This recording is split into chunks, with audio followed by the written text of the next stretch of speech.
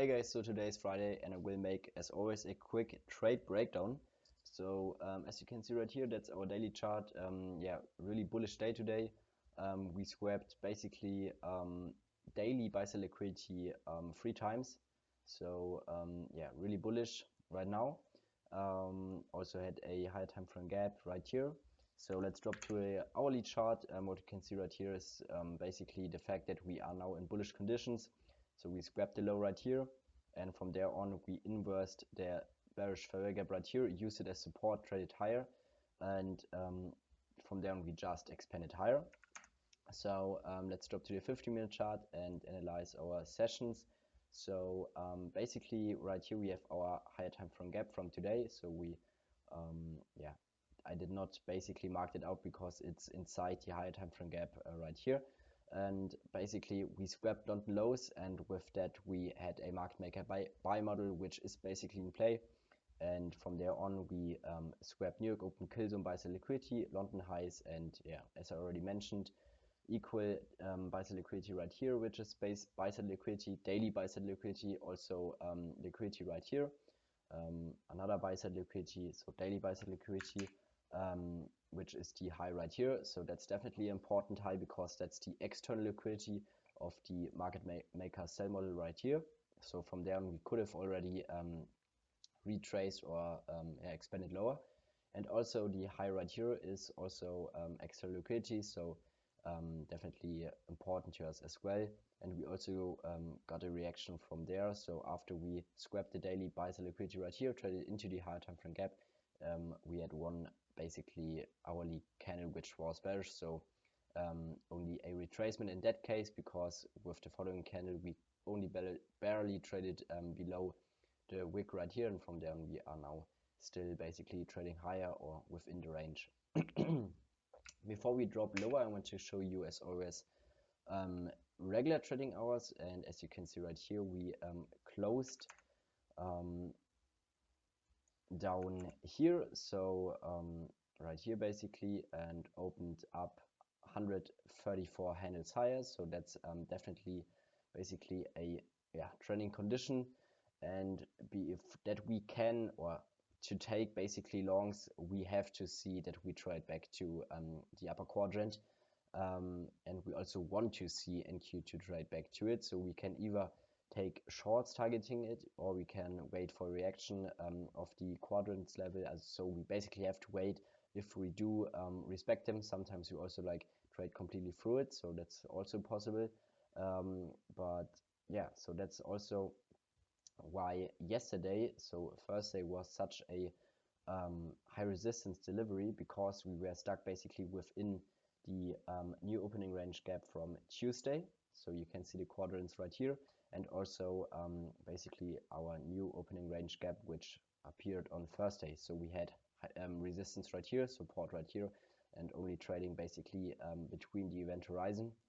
And today we could not basically trade back to the quadrants level of our new opening range gap. We only expanded higher, so therefore that's a only up day, you can say. So for me, not the days I want to trade.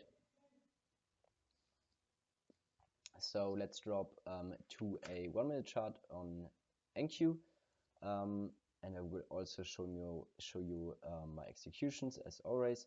So what I was looking for is definitely that we will trade back basically to the 930 opening price, and also like to the lower quadrant of the price range, which is basically right here. So why? Because on the left side we have a market maker buy model, and then if we are basically able to trade lower, a market maker sell model would occur, which would at least trade back to the upper quadrant of the price range. No, in that case the lower quadrant of the price range. But yeah, so what we have to wait for? I waited for a smart money reversal. We basically need SMT, so we also had SMT right here, but we had no real change in the state of delivery, because with the candle right here we basically disrespected the breaker, the bearish breaker right here, traded higher, scrapped the daily buy sell liquidity, then we traded lower. We have had SMT right here, but then also the right time with 10:30. So we approached it right here, so 10:25. So 10:30 is not really the best time, I would say. So it's not like a macro, but definitely also sometimes a key time point where we can basically start spooling. And also we then basically use the bullish fair gap right here as resistance lower, so no, resistance higher. So we traded through or displaced through consequent encroachment, which got respected right here. Then we displaced through it, we traded to it or could not reach it right here, and also could not trade back into the bearish fair gap right here. So then we displaced lower and I entered right here, and my first target would have been basically the higher time frame gap right here, or yeah, depends on how we would have delivered. If we would have displaced lower, I would just have executed by market, but definitely, as I already mentioned before, my basically target was the 9:30 opening with the lower quadrant of the price range. Why?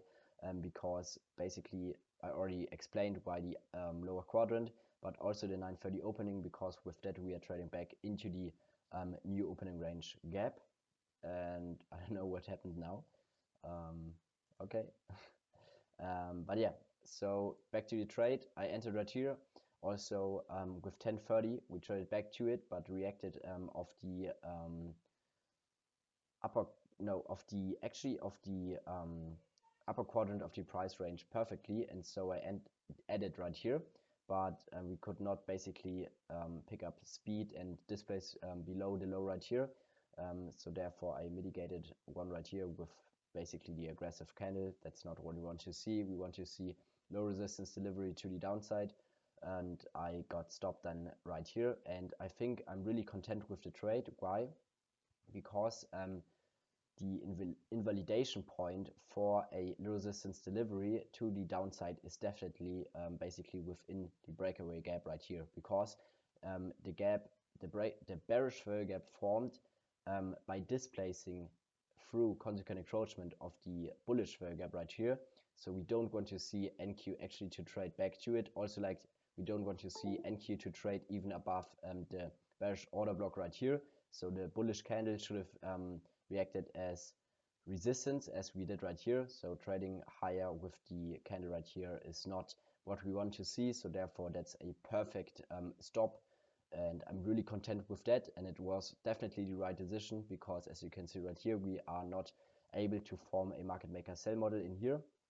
It also could have been a bit or I was also like using low risk, because definitely we have high resistance PD arrays to trade through right here, so lots of higher time frame gaps. So it's kind of expectable that we will not really trade lower right on. Definitely there was a possibility, therefore I took the trade, but definitely not a quality, or not a such a quality trade as if there would have been no higher time frame gaps in here. So therefore I basically stated perfect risk management. I'm content with the trade. I followed my system. Clearly a only update today.